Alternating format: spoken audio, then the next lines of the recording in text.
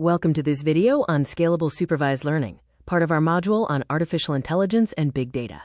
Today, we explore how to handle massive scale in machine learning systems. When dealing with over 1 billion parameters, standard algorithms often fail. Massive memory loads require us to distribute our processing power to maintain system stability. Stochastic gradient descent acts as our core generator.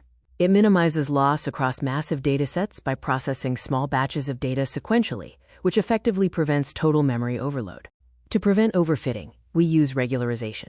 L1 lasso acts like a circuit breaker, forcing useless feature weights to zero, while L2 ridge reduces voltage across wires, shrinking extreme weights to prevent instability.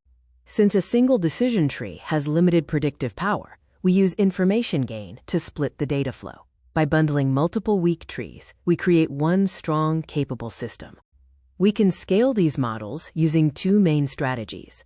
Bagging, as seen in random forest, uses independent models for stability. Boosting, like in XGBoost, uses sequential models to fix errors and increase accuracy. For true scale, we distribute the power.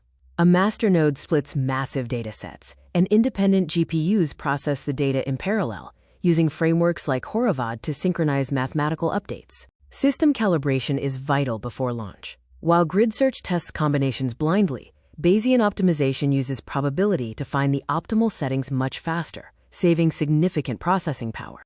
A real-world example is Zillow. They use gradient-boosted trees to process millions of homes, analyzing historical sales and property features to deliver accurate market predictions like the Zestimate.